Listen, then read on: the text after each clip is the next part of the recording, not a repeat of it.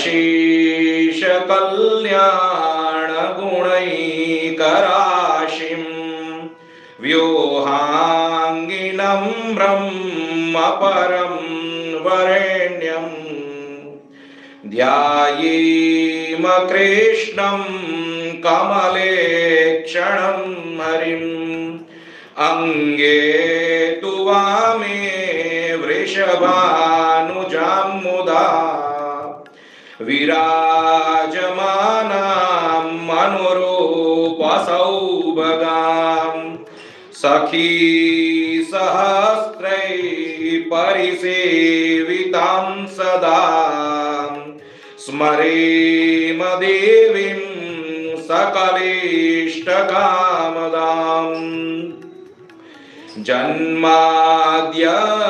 यतोऽन्वयादितरतश्चार्थेष्वभिज्ञस्वराट् तेने ब्रह्महृदाय आदिकवये मुह्यन्ति यत्सूरयः तेजो वारिमृदां यथा विनिमयो यत्र त्रिसर्गो मृषा धाम्ना स्वेन सदा निरस्तकुहकं सत्यं परं धीमहि धर्मः प्रोच्चितकैतवोऽत्र परमो निर्मत्सराणां सतां वेद्यं वास्तवमत्र वस्तु शिवदम् तापत्रयोन्मूलनम् श्रीमद्भागवते महामुनिकृते किं वा परैरीश्वरः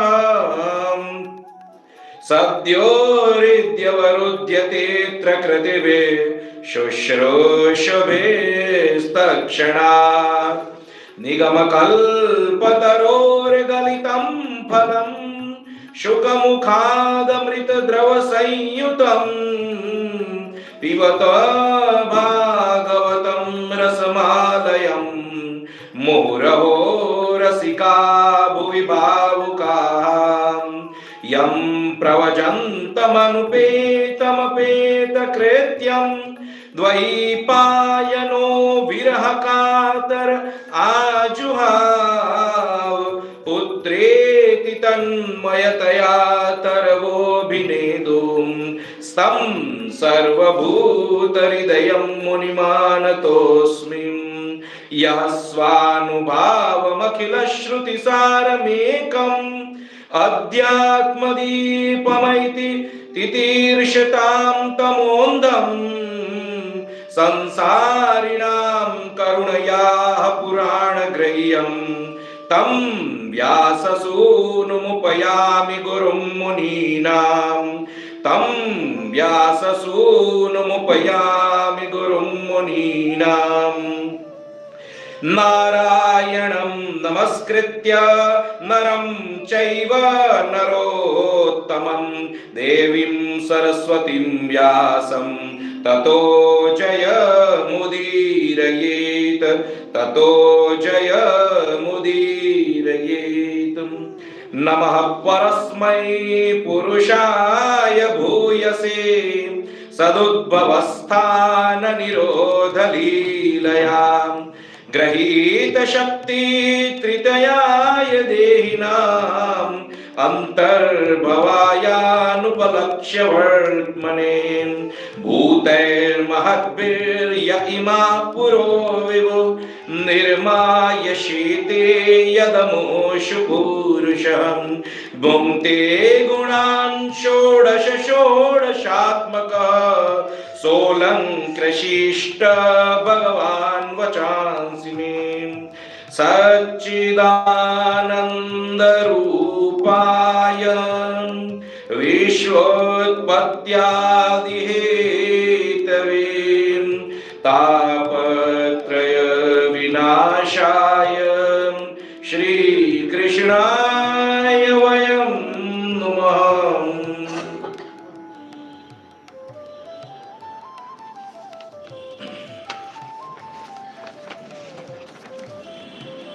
अथ श्रीकृष्णाष्टकम्।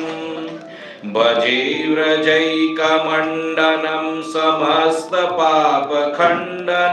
स्वभक्तचित्तरञ्जनं सदैव नन्दनन्दनं सुपिच्छगुच्छमस्तकं सुनादवेणुहस्तकम् अनङ्गरङ्गसागरं नमामि कृष्णनागरं नमामि कृष्णनागरं। मनोजगर्वमोचनं विशाललोललोचनं विधूतगोपशोचनं नमामि पद्मलोचनं करारविन्दभूधरं स्मितावलोकसुन्दरं महेन्द्रमानदारणं नमामि कृष्णवारणं नमामि कृष्णवारणं।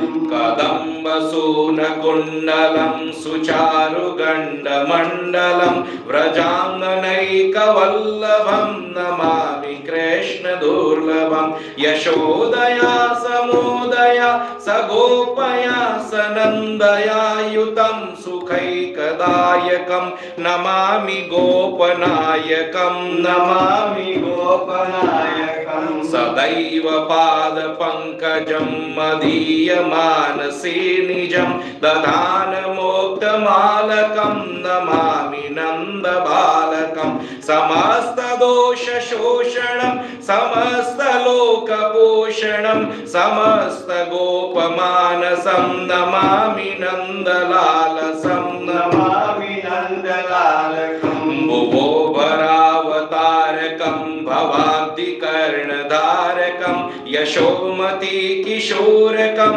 नमामि चित्तचोरकं त्रिगन्तकान्तभङ्गिनं सदा सदालिसङ्गिनं दिने दिने नवं नवं नमामि नन्दसम्भवं नमामि नन्दसम्भवं। गुणाकरं सुखाकरं कृपाकरं कृपापरं सुराद्विषन्निकन्दनं नमामि गोपनन्दनं नवीनगोपनागरं नवीनकेलिलं पटं नमामि मेघसुन्दरं तडित्प्रभालसत्पटं तडित्प्रभालसत्पटं समस्तगोपनन्दनं मृदम्बुजैकमोदनं नमामि कुञ्जमध्यगं प्रसन्नभानुशोभनं निकामकामदायकं त्रिगन्तचारुसायकं रसालवेणुगायकं नमामि कुञ्जनायकं नमामि कुञ्जनायकं। विदग्धगोपिकामनोमनोज्ञतल्पशायिनं नमामि कुञ्जकानने प्रवृद्धवह्निपायिनं किशोरकान्तिरञ्जितं त्रिगञ्जनं सुशोभितं गजेन्द्रमोक्षकारिणं नमामि श्रीविहारिणं नमामि श्रीविहारिणं। यदा तदा यथा तथा तथैव कृष्ण सत्कथा मया सदैव गीयतां तथा कृपा विधीयतां प्रमाणिकाष्टकद्वयं जपत्यदित्ययः पुमान् भवे सनन्दनन्दने भवे भवे सुभक्तिमान् भवे भवे सुभक्तिमान् भवे भवे सुभक्तिमान्। इति श्रीमद्कृष्णकनया श्री वृंदावन बिहारी लाल की जय। ओम नमः पार्वती पतये हर हर महादेव। सर्वप्रथम सत्संग प्रारंभ करने पूर्व सूर्यमंडल स्थित हमारे परम गुरु भगवान श्री सूर्य नारायण एवं प्राणी मात्र के हृदय में विराजमान परमात्मा को वंदन करते हुए उनका स्मरण करते हुए आज के सत्संग को हम आगे बढ़ाते हुए, तो जैसे कि हमने कल श्रवण किया कि भगवान ने कंस का उद्धार किया और साथ साथ उनके और जो 8 भाई थे जो भगवान को मारने के लिए उद्यत हुए थे, उनका भी भगवान ने उद्धार किया। और अब जो कंस की जो पत्नियां हैं वो अब विलाप कर रही हैं, क्योंकि अब वो विधवा हो गई, उनका कोई रहा नहीं। तो कहते हैं आप ही हमारे लिए सब कुछ थे,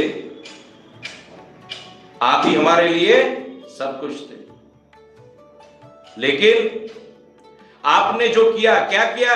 तो कहते हैं निर्दोष, जो निर्दोष लोग थे, ऐसी भोली भाली प्रजा को आपने सताया, उन पर अत्याचार किया, अमानुषी अत्याचार किया।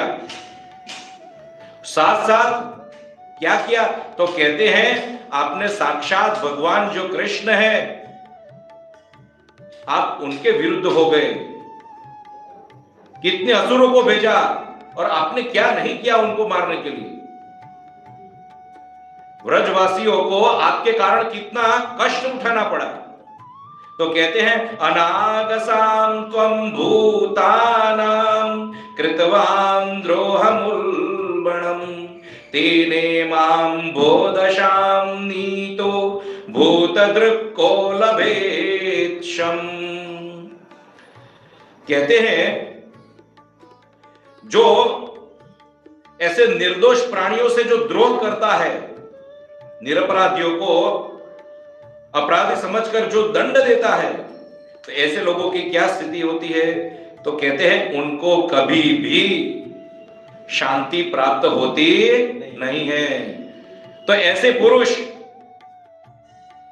जो अन्य लोगों को सताने में, परेशान करने में जिसको विकृत आनंद आता है, समझ रहे हो?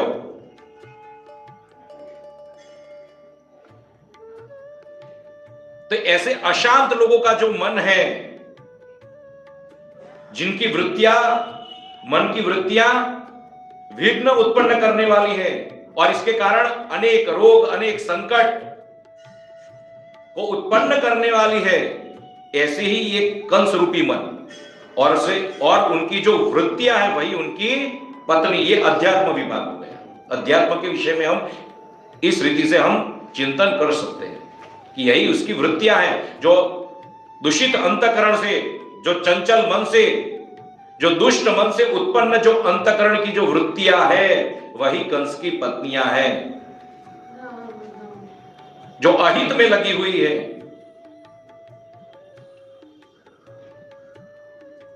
तो अब यहां पे कहते हैं, यहां पे जो कंस की जो पत्नियां हैं वो विलाप कर रही हैं और कह रहे हैं सर्वेषामिह भूतानां एष हि प्रभवाप्ययः गोप्ता च तदवध्यायि न क्वचित् सुखमेधते।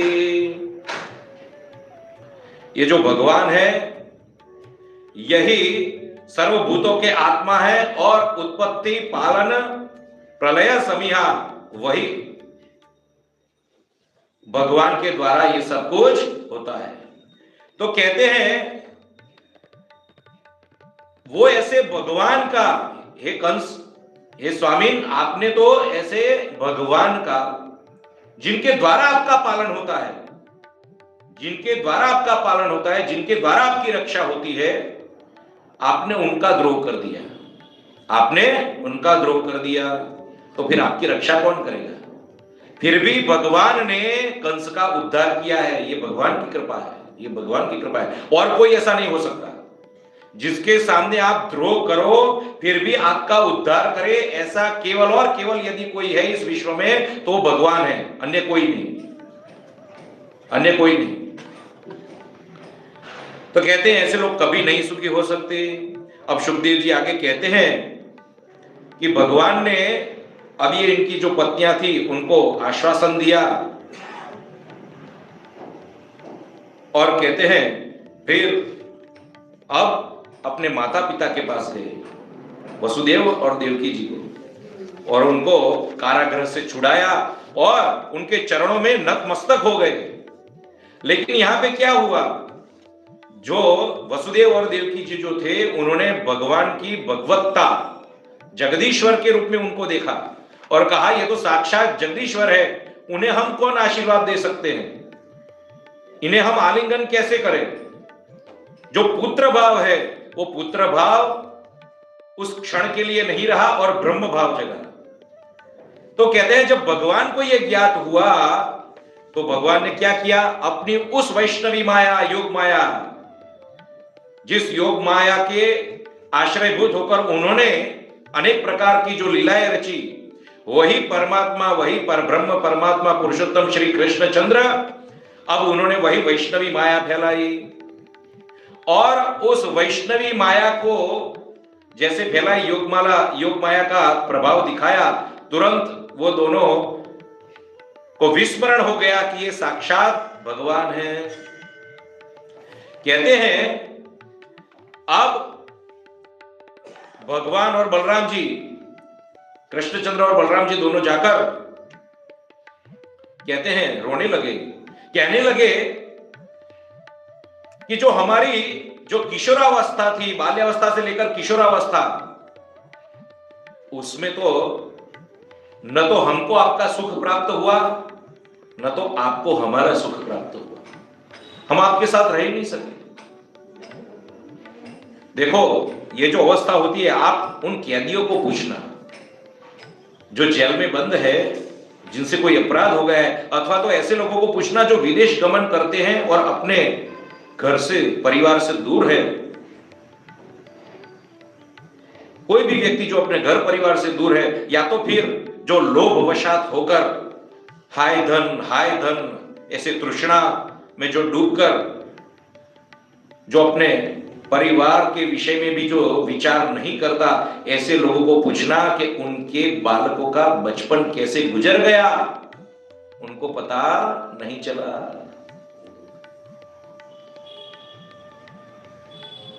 कई बार ऐसा होता है कि स्थिति इतनी खराब होती है, शोषणजनक, ये जो शोषण करने वाले जो कानून है, समझ रहे हो, नियम है, ऐसे लोगों के कारण फिर क्या होता है, कई बार बेचारे परिवार से दूर हो जाते हैं कई लोग।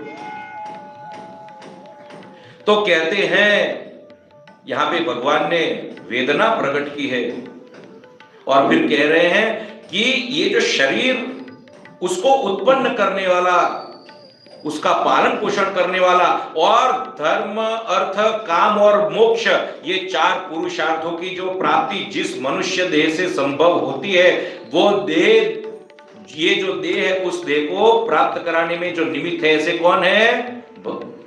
माता पिता है। यदि ये देह ही नहीं मिला, मनुष्य देह ही नहीं मिला, तो फिर ये मोक्ष और धर्म, अर्थ, काम, ये सब तो बाद की बात हो जाती है। कैसे होगा फिर संभव? तो माता पिता तो साक्षात भगवान हुए कि नहीं हुए? इसलिए कहते हैं कि पहले जो गुरु समझो या भगवान समझो, साक्षात माता पिता ही है। और कहते हैं कि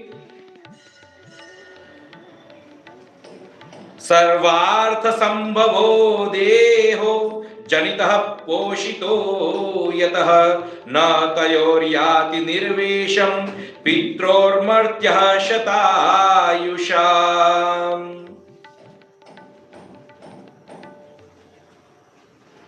आप कितना भी कर लो, कहते हैं, लेकिन आप अपने माता पिता का ऋण चुका नहीं सकते। अपना पूर्ण जीवन उनकी सेवा कर लो, कुछ भी कर लो।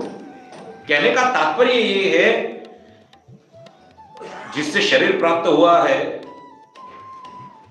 और यहां पे तो क्या, कहीं कहीं भी तो सत्य कहते हैं कि जब इवन संन्यास धर्म में भी क्या कहते हैं, जो सन्यासी हो जाते हैं ना, उनको पिता, उनका जो पिता होता है वो वंदन करता है।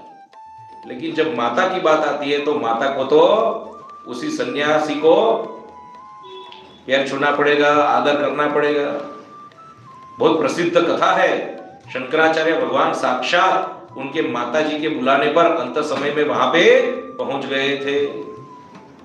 तो ये क्यों कह रहा हूं कि माता की इतनी महत्वता है। और आजकल हम क्या देख रहे हैं, वो आगे कहते हैं, यस्तयोरात्मजः कल्प आत्मना च धनेन च वृत्तिं न दधातं प्रेत्य स्वमांसं खादयन्ति।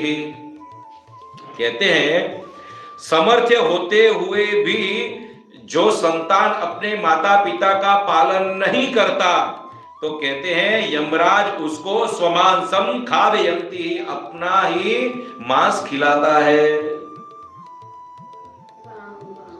अपना ही मांस खिलाता है। और आजकल ये वृद्धाश्रम बन गए, वृद्धाश्रम बन गए। देखो कहते हैं गरीबों की, दीन दुखियारों की जो सेवा करनी, जिसका कोई नहीं है उसकी सेवा करनी, है तो बहुत बड़ा काम है, करना ही चाहिए, निश्चित रूप से होना चाहिए। लेकिन समर्थ होते हुए भी, समझ रहे हो, समर्थ होते हुए भी जो सेवा नहीं करता, अब जिसकी संतान ही मर गई है, जिसका कोई आधार ही नहीं है, ऐसे लोगों के लिए फिर वृद्धाश्रम हो तो यदि समझ में आए, लेकिन संतान हो और निकाल दिया हो घर से, उनका परित्याग किया हो, तो ऐसे लोगों के लिए तो दंड होना चाहिए, ऐसे लोगों के लिए तो दंड का विधान होना चाहिए। अथवा तो हम तो हमारी धंधे का, व्यापार या हमारी आजीविका का कहते हैं कि जो साधन है उसको प्राप्त करने के लिए यदि हमें दूर जाना पड़ता है और माता पिता दूर है, और वो जो ऐसा बहाना बनाकर माता पिता को अपने साथ रखने के लिए जो तैयार नहीं है, बड़ी बड़ी बातें बनाता है, समझ रहे हो, अपने आसपास के मंदिरों में जाके दर्शन करते हैं, समझ रहे हो ना, और माता पिता को जब अपने घर पे रखने की बात आती है, समझ रहे हो, एक अतिथि की तरह 15-20 दिन बुला लेंगे, समझ रहे हो मैं जो कह रहा हूं, जैसे विदेशों में होता है उसी प्रकार ये आजकल यही तो चल रहा है। और फिर कहते हैं हमारे साथ अन्याय हुआ, हमारे जीवन में ये हुआ। अरे 7 जन्म तक, क्या 7 जन्म तक, यहां कह रहे, क्या कह रहे, देखो, मातरम पितरम वृद्धम भार्याम साध्वीं सुतम शिशुम गुरुम विप्रम प्रपन्नम च कल्पो बिभ्रच्छ वसन्मृतः। कहते हैं वो जीता हुआ भी, जीवित होते हुए भी एक शव की तरह है, जो समर्थवान होते हुए भी अपने माता पिता, गुरु, अपनी पत्नी, बालक, शरणागत का जो भरण पोषण नहीं कर सकता, तो उनका जीवन क्या है भी? धन उपार्जन किसके लिए भी? आर्थिक उपार्जन किसके लिए? केवल और केवल अपने उदर पोषण के लिए जो जीता है, वो तो रव रव नरक की प्राप्ति होती है उसको। मैं सबका खाऊं, मेरा खाए वो मर जाए, समझ रहे हो, ऐसी भावना जिसकी है, ऐसे लोगों की यही स्थिति होती है। तो माता पिता तो साक्षात भगवान सम है। अब आपको कहोगे, जो भागवत का ज्ञाता होगा, यहाँ पे किसी ने सत्संग किया होगा और उसको बोलेगा भाई ऋषभ देव ने तो आगे ऐसा कहा है कि माता पिता तो ऐसे होने चाहिए जो बच्चों को, जो ये जो संसार है, वो संसार रूपी जो मृत्यु है, इस मृत्यु से उनका उद्धार करे।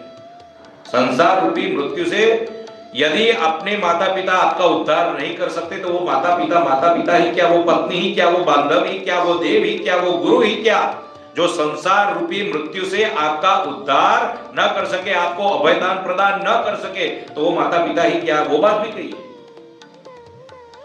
तो कहने का तात्पर्य, माता पिता को चाहिए कि अपने पुत्रों को ये ज्ञान भी दे कि मनुष्य जीवन क्यों मिला है। आगे संस्कार की बात आएगी, तो ये संस्कार, ये ज्ञान, आचार विचार, ये सब देना चाहिए। आचार विचार ही नहीं है तो क्या करेंगे? पूर्व काल में मेरा एक मित्र था, कन्या देखने गया। कहते हैं थोड़ी देर विलंब हो गया था, इसलिए भोजन करने के पश्चात वो उनके घर में थोड़ा वाम कुक्षी करने के लिए लेटा ही था, और जिसके साथ उसकी सगाई होने वाली थी उस कन्या ने उसको लांगा।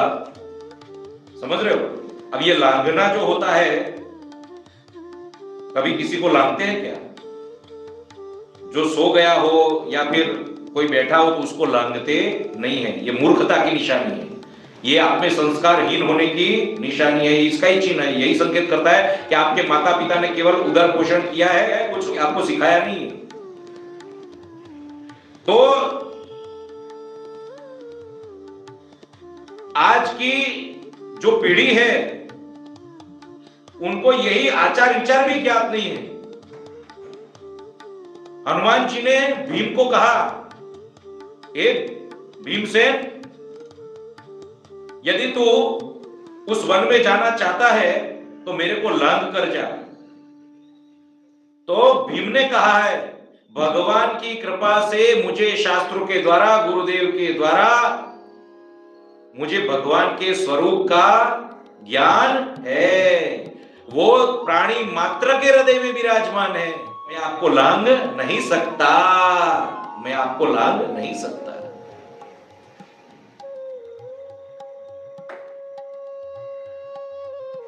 तो कहने का तात्पर्य यह है, यहां पे माता पिता का महत्व समझाया।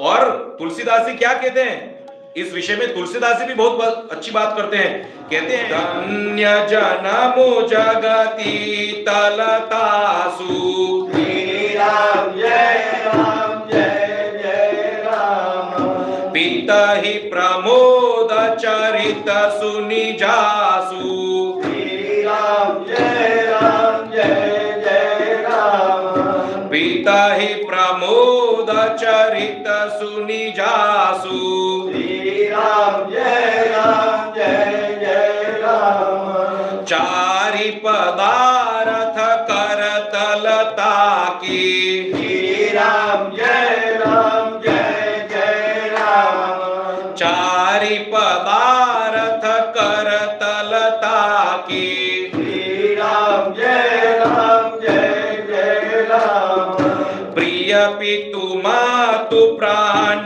समझा की, श्री राम जय राम जय जय राम, जिनको अपने माता पिता प्राण के समान प्यारे हैं, ऐसे लोगों का ही जीवन धन्य है।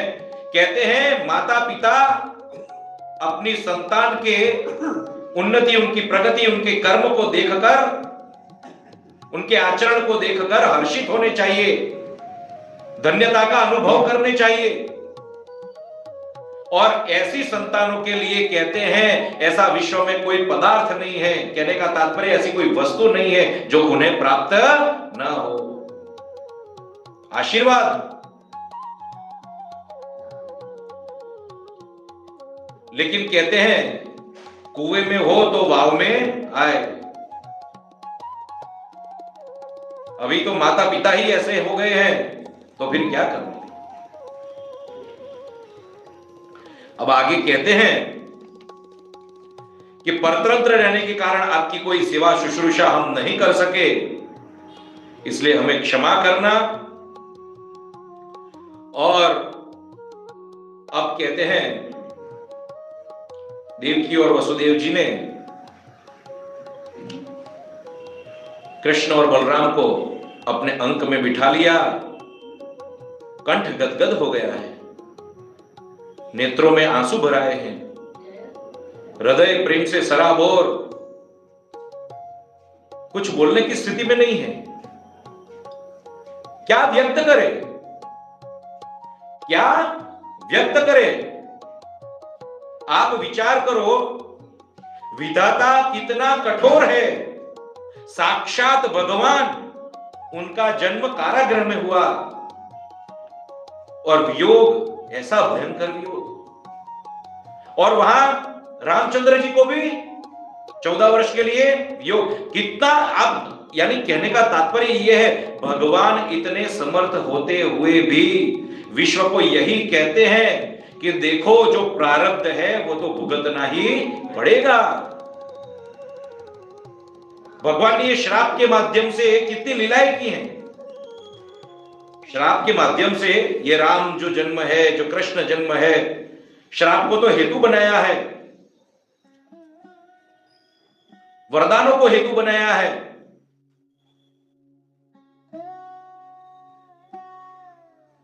तो कहने का तात्पर्य यह है, विधाता कितना कठोर है, विधाता के सामने किसी की भी चलती नहीं है।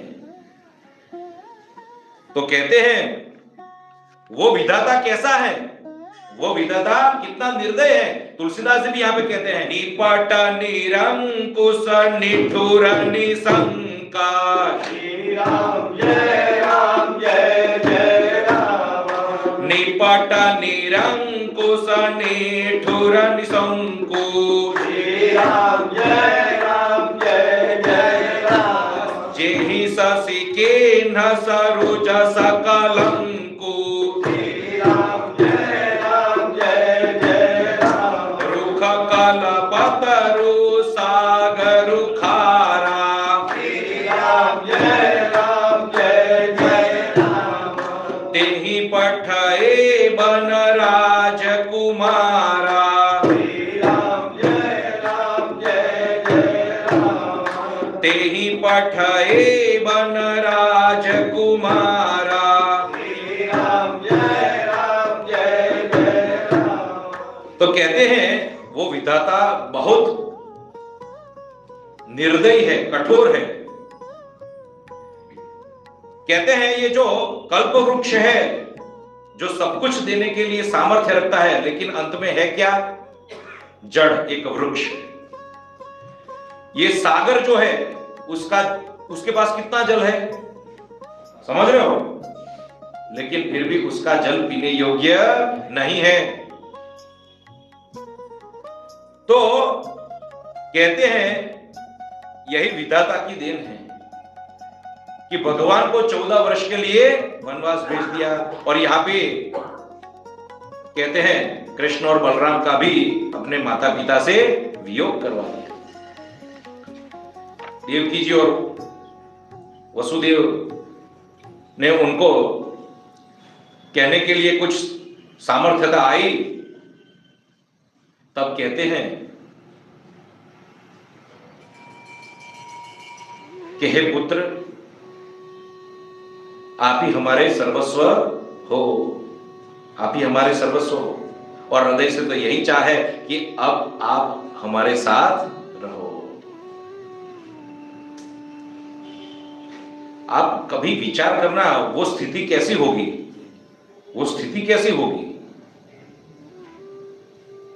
इतने वर्षों के बाद, और वो भी कारागृह से बाहर निकाला है, एक दूसरे को मिले हैं।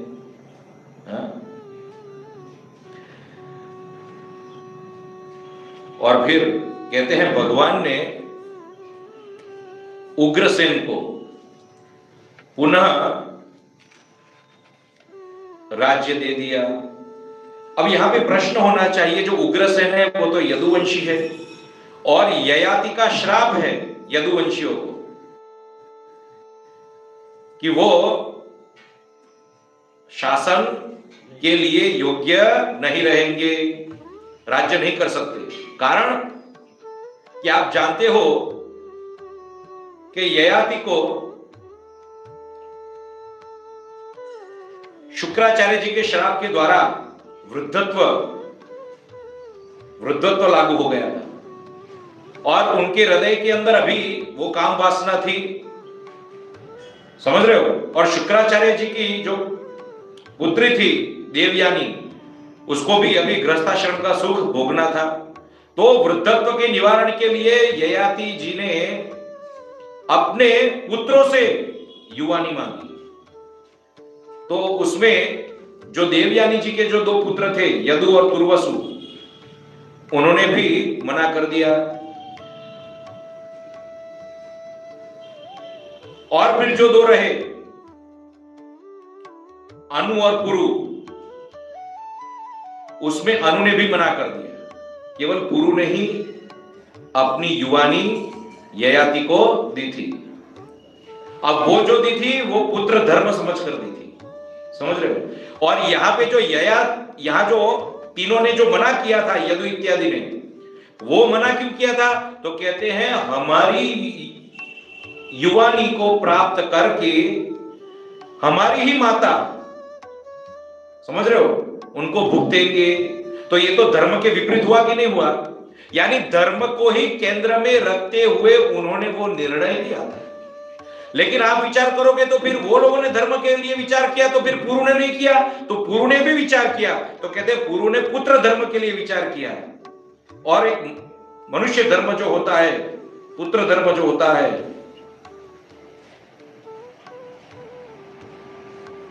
कि कोई व्यक्ति यदि आपसे मांगता है और आप सामर्थ्य है,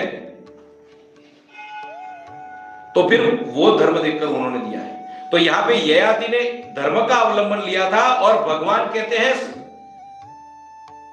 भगवान जो है धर्म अधर्म उनके विषय में अंत में निर्णय किसके पास जाता है? भगवान के पास जाता है। वेद दोनों का प्रकाशक है, लेकिन भगवान भी साक्षात है।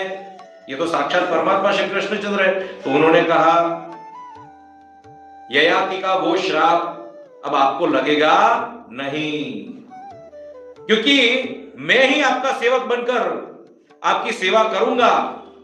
तो देवता से लेकर सभी लोग आपको राजा मानेंगे ही। प्रजा आपका निरादर नहीं कर सकती। इसी प्रकार भी उग्रसेन को राजा बनाया। भगवान स्वयं वहां पे सेवक के रूप में उपस्थित हुए, माना है।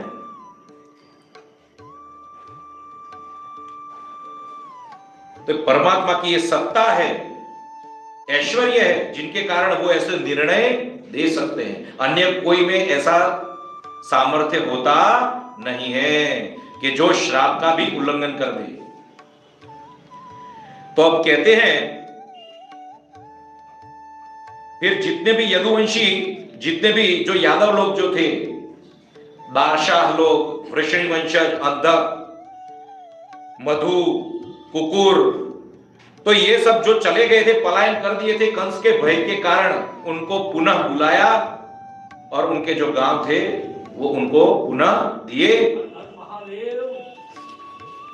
और कहते हैं अब समस्त यदुवंशी है वो निर्भय हो चुके थे। और मथुरावासी जो थे, जो निष्प्राण सरीखे जिनका जीवन हो गया था, अब आनंद उत्साह से उनका जीवन भर गया, नया जीवन प्राप्त हुआ कंस के उद्धार के पश्चात। अब भगवान कृष्णचंद्र और बलराम जी की छवि देख देख कर इतने प्रसन्न होते थे। जो सुख गोपियों को प्राप्त होता था, अब वही सुख मथुरा के लोगों को प्राप्त होने लगा। कहते हैं अब नंद बाबा के पास आए और नंद बाबा के पास आकर कहने लगे कि देखो, किसी भी कारण के वशीभूत होकर जो अपनी प्रजा का त्याग कर देता है, समझ रहे हो, अपनी संतान का त्याग करता है, कोई ऐसे कारण होते हैं। और उसके पश्चात जिसके द्वारा इस शरीर का पालन पोषण होता है, वो भी साक्षात माता पिता है।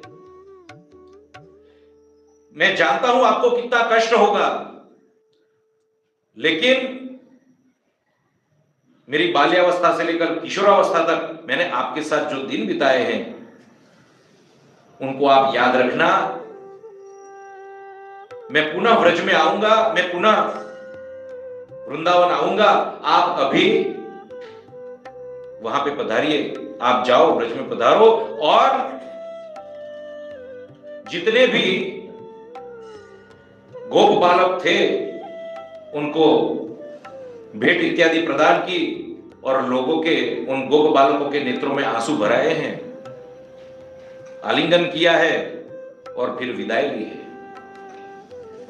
और फिर कहते हैं वसुदेव जी ने अब अपना कर्तव्य का निर्वाह किया। कौन सा कर्तव्य? तो कहते हैं अब उपनयन संस्कार, यज्ञोपवीत संस्कार जिसको कहते हैं। भगवान श्री कृष्णचंद्र और बलराम जी को यज्ञोपवीत संस्कार दिलाया। किनके द्वारा? गर्गाचार्य जी के द्वारा। और ब्राह्मणों को वस्त्रदान, गौदान, द्रव्यदान, अन्नदान वो सब करवाया। कहते हैं जो कंस ने वसुदेव जी की जो गैया चुरा ली थी, उसी गैया को गौशाला में से वसुदेव जी ने छुड़ाया और भगवान के जन्म के समय जो वसुदेव जी ने जो संकल्प लिया था 10,000 गाय का, 10,000 गौदान का, तो वो संकल्प अब पूर्ण किया है। कहते हैं सुवर्ण से सजाई है गायों को और रेशमी वस्त्र उड़ाए हैं। गौओं की खूर को चांदी से सजाई है और ऐसी गौओं का दान दिया है ब्राह्मणों को। ऐसी गौ, और आजकल तो स्थिति ऐसी है कि कोई ब्राह्मण देवता को गौदान भी नहीं करता, और ब्राह्मण देवता यदि गौदान उनको करे तो ब्राह्मण देवता वास्तविक रूप से वो गौदान लेकर गौ रखे भी कहां। स्थिति ऐसी हो गई। इसलिए हमारा हृदय से, बचपन से ही, बाल्यावस्था से ही यही प्रण है कि भगवान की कृपा से एक पंच परमेश्वर मंदिर और एक गौशाला निश्चित रूप से भगवान कृपा करेंगे और इस भागवत कथा के माध्यम से वो बनाएंगे। आज देखो गांव में गाय का दूध नहीं मिल रहा है। कई ऐसे गांव हैं जिनमें गाय का दूध नहीं मिल रहा है। कई ऐसे गांव हैं, यदि गाय है तो भी वो वर्णशंकर गाय है, जिसको कोई गाय की मान्यता ही नहीं है। जर्सी गाय जिसका दूध पीने योग्य नहीं है। अनेक प्रकार के रोग होते हैं, अनेक प्रकार के रोग होते हैं। वास्तविक रूप से शुद्ध देसी गाय मिल नहीं रही है। तो वस्तुतः शासन तंत्र को उसके लिए विचार करना चाहिए, उसके लिए विचार करना चाहिए कि देसी गाय का पालन हो, वैश्य अपने धर्म का पालन करे, जो बीमार गाय है उनका कुछ इलाज हो, जो गाय वृद्ध हो गई है उसको कसाई खाने न भेजें। समझ रहे हो? तो इसके लिए शासन तंत्र को जितना हो सके इतना योगदान देना चाहिए, तब जाकर ये अर्थव्यवस्था है, मां लक्ष्मी की कृपा बनी रहती है। गोमय वसते लक्ष्मी, जिनके गोबर में लक्ष्मी का वास है, गोबर में लक्ष्मी का वास है।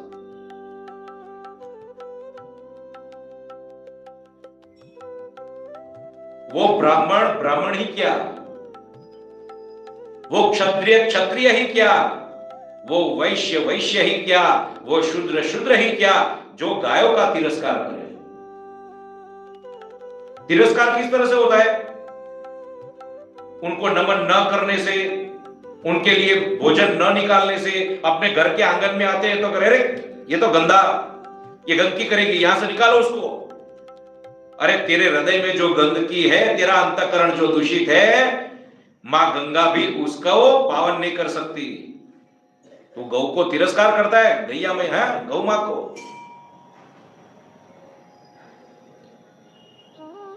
कई लोग उनको पशु समझते हैं कि अंत में तो पशु ही है ना।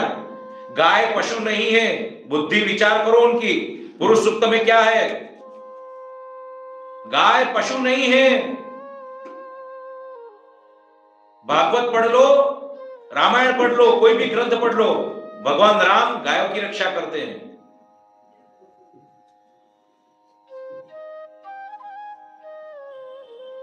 आप देखो छोटे, उसके बाद तो कहते हैं बहुत छोटे छोटे अवतार भी हुए हैं। द्वारकाधीश का एक अवतार है रामदेव पीर का, फिर कोई भातीजी महाराज करके भी है, वो गांव में पूजे जाते हैं। कहते हैं उन्होंने गौ रक्षा के लिए बलिदान दिया, धड़ लड़ता रहा उनका, धड़ लड़ता रहा गौ रक्षा के लिए। तो गायो विश्वस्य मातरः, गायो विश्वस्य मातरः। और फिर कहते हैं अब उपनयन संस्कार हो गया, गौदान कर दिया, और फिर कहते हैं अपना अभ्यास करने के लिए वो उज्जैन गए। काश्यप गोत्री जो सांदीपनी महाराज थे, जो गुरुजी थे, उनसे विद्या अध्ययन। लेकिन कैसा विद्या अध्ययन? अध्ययन कैसा? अमानुषी। 64 दिनों में, 64 दिन और रात्रि में कहते हैं 64 कलाओं में जो निपुण हो गए, जो कोई सामान्य मनुष्य नहीं हो सकता, जो कोई सामान्य मनुष्य नहीं हो सकता। ये कोई नहीं कर सकता, कोई मनुष्य भी नहीं कर सकता।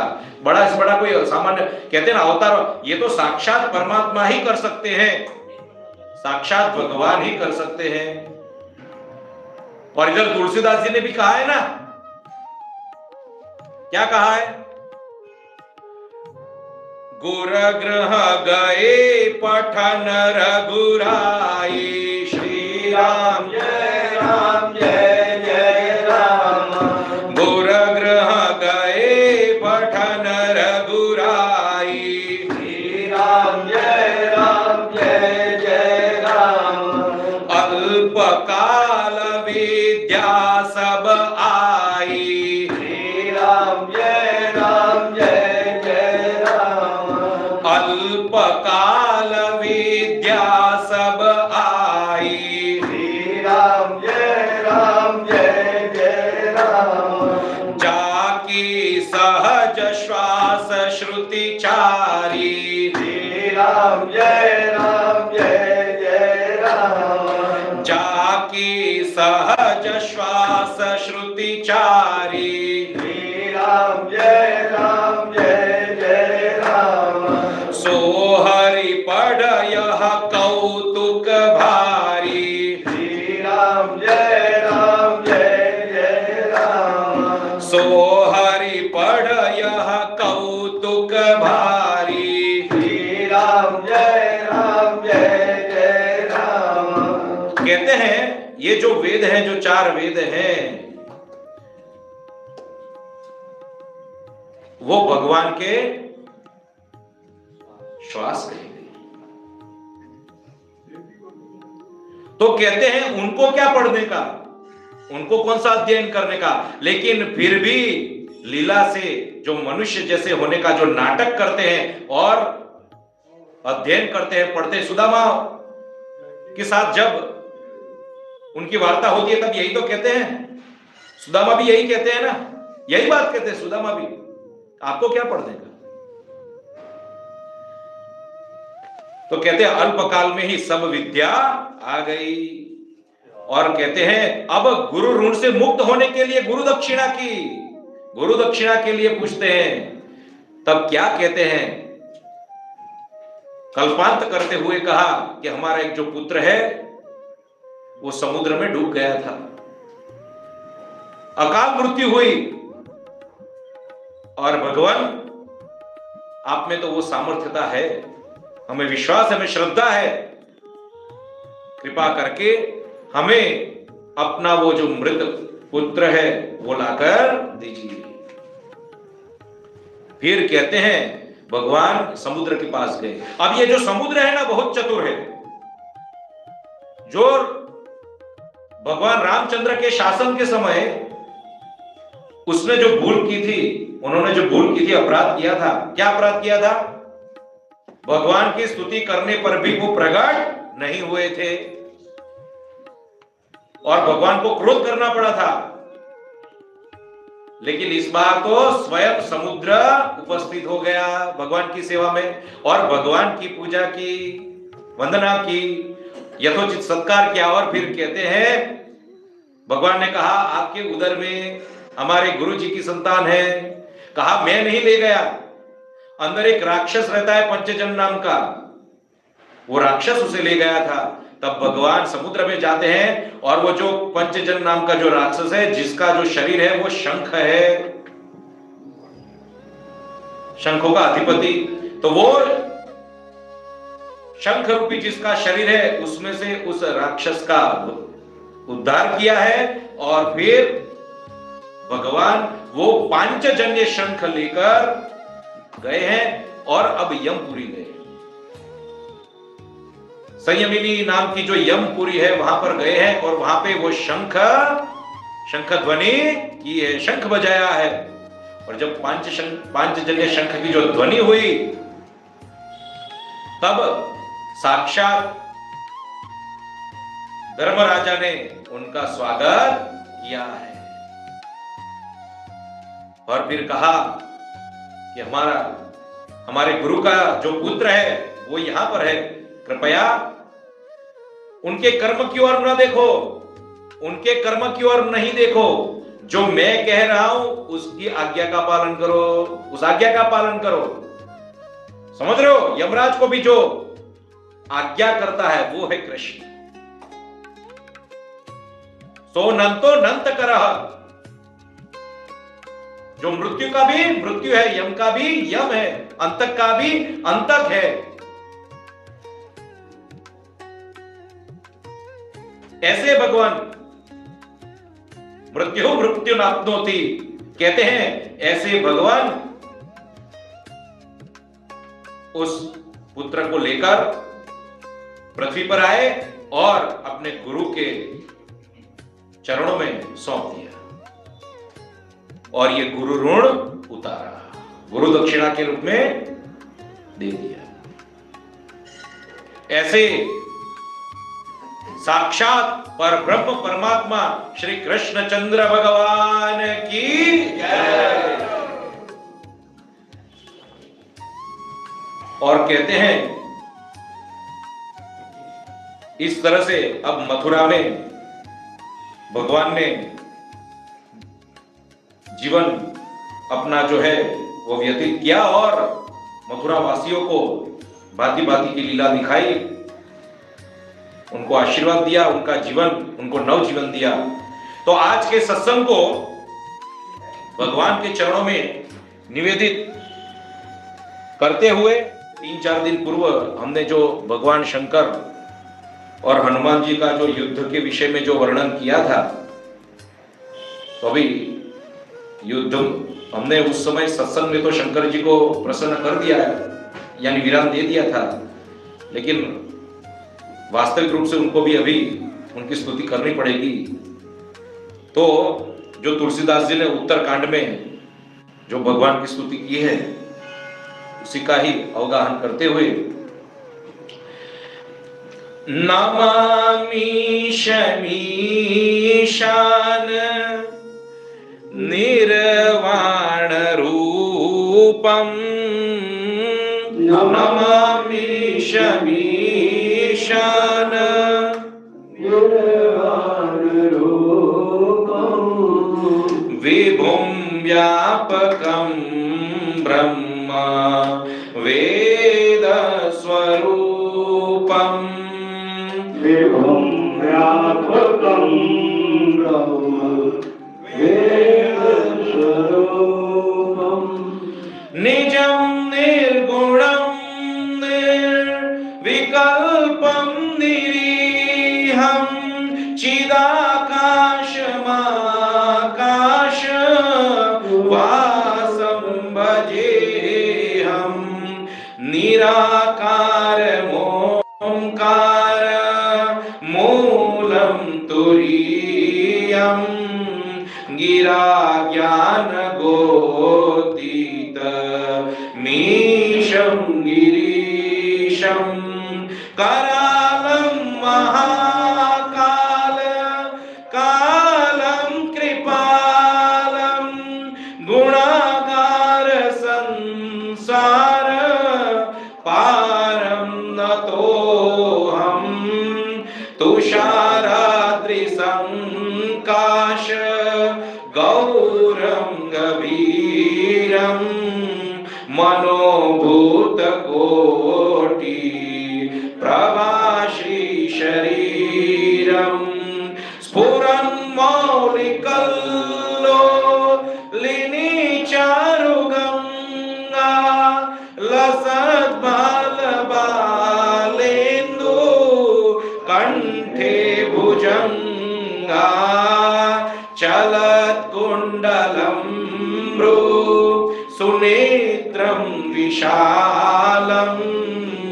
प्रसन्नाननं नीलकण्ठं दयालं मृगाधीशचर्मां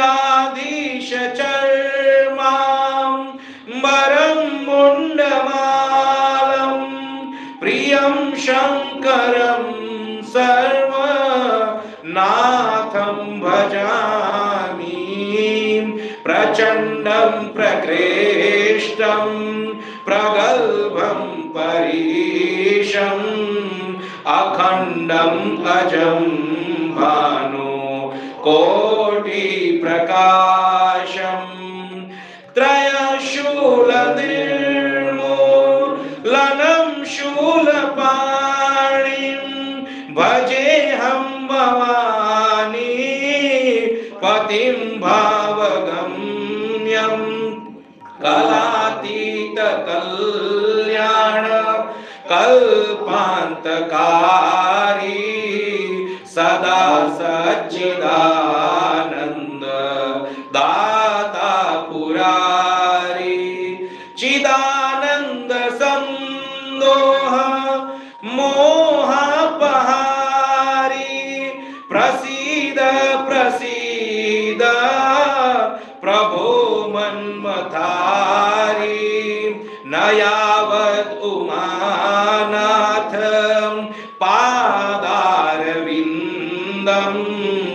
भजन्ति लोके परे वा नराणां न तावत् सुखं शान्ति संतापनाशं प्रसीद प्रभो सर्व भूतादिवासं न जानामि योगं जपं नैव पूजां नतोऽहं सदा सर्वदा शम्भुतोऽभ्यं जराजन्म दुःखौघ तातव्यमानं जराजन्म दुःखौघ तातव्यमानं प्रभो पाहि यापन्न मामीश शम्भो प्रभो पाहि आपन्न मामीश शम्भो रुद्राष्टकमिदं प्रोक्तं विप्रेण हरतोषये ये पठन्ति नरा भक्त्या तेषां शम्भो प्रसीदति। बोलो प्रलयंकारी शिव की जय, कालेश्वर भगवान की जय। तो आज के सत्संग की जय, श्री कृष्ण कन्हैया लाल की जय, श्री वृंदावन बिहारी लाल की जय। ओम नमः पार्वती पतये हर हर महादेव। और अंत में यदि आप भजन करते हो, अंत में प्रसाद वितरण मुझे करने देना आज के दिन। अभी कर लो, अभी कर लो, तो कोई बात नहीं। क्या है आज माला 3 दिवस से आज तो ले गए ना, माला ले गए। ये रही माला, ये रही। अच्छा ये रही। हाँ। आओ मेरी सखियों मुझे मेहंदी लगा दो, आओ मेरी सखियों मुझे मेहंदी लगा दो, मेहंदी लगा दो मुझे सुंदर सजा दो, मेहंदी लगा के मुझे सुंदर सुंदर की दुल्हन बना दो, मुझे श्याम सुंदर की दुल्हन बना दो, मुझे श्याम सुंदर की दुल्हन बना दो, मुझे श्याम सुंदर की दुल्हन बना दो। सत्संग में मेरी बात चलाई, सत्संग में मेरी बात चलाई, सतगुरु ने मेरी कीनी सगाई, सतगुरु ने मेरी कीनी सगाई, उनको बोला के हथ लेवा तो करा दो, उनको बुला के रथ देवा तो करा दो। मुझे श्याम सुंदर की दुल्हन बना दो, मुझे श्याम सुंदर की दुल्हन बना दो। मुझे श्याम सुंदर की दुल्हन बना दो, मुझे श्याम सुंदर की दुल्हन बना दो। ऐसी ओढ़ू चुनरी जो रंग नाही छूटे, ऐसो ओढ़ो चुनरी जो रंग नाई छूटे। ऐसा वरु दुल्हा जो कबहू न छूटे, ऐसा वरु दुल्हा जो कबहू न छूटे। अटल सुहाग वाली बिंदिया लगा दो, अटल सुहाग वाली बिंदिया लगा दो। मुझे श्याम सुंदर की दुल्हन बना दो, मुझे श्याम सुंदर की दुल्हन बना दो। मुझे श्याम सुंदर की दुल्हन बना दो, मुझे श्याम सुंदर की दुल्हन बना दो। ऐसी पहनु चूड़ी जो कबहू न टूटे, ऐसी चूड़ी जो कबहू न टूटे। ऐसी पहनु चूड़ी जो कबहू न टूटे, ऐसी पहनु चूड़ी जो कबहू न टूटे। प्रेम प्रीति धागा कबहू न छूटे, प्रेम प्रीति धागा कबहू न टूटे। आज मेरी मोतियों से मांग तो भरा दो, आज मेरी मोतियों से मांग करा दो। आज मेरी ज्ञान मोतियों से मेरी मांग सजा दो। ज्ञान मोतियों से मेरी मांग सजा दो। मुझे श्याम सुंदर की दुल्हन बना दो, मुझे श्याम सुंदर की दुल्हन बना दो। मुझे श्याम सुंदर की दुल्हन बना दो, मुझे श्याम सुंदर की दुल्हन बना दो। भक्ति का सुरमा मैं आंख में लगाऊंगी, भक्ति का सुरमा मैं आंख में लगाऊंगी। दुनिया से नाता तोड़ू मैं उनकी हो जाऊंगी, दुनिया से नाता तोड़ उनकी हो जाऊंगी। सतगुरु को बुला के फेरे तो पढ़वा दो, सतगुरु को लाके मेरे फेरे तो करा दो। सतगुरु को लाके फेरे तो पढ़वा दो, सतगुरु को लाके मेरे फेरे तो पढ़वा दो। मुझे श्याम सुंदर की दुल्हन बना दो, मुझे श्याम सुंदर की दुल्हन बना दो। आओ मेरी सखियों मुझे मेहंदी लगा दो, आओ मेरी सखियों मुझे मेहंदी लगा दो। मेहंदी लगा दो मुझे सुंदर सजा दो, मेहंदी लगा के मुझे सुंदर सजा दो। मुझे श्याम सुंदर की दुल्हन बना दो, मुझे श्याम सुंदर की दुल्हन बना दो। बोलो कृष्ण कन्हैया लाल की।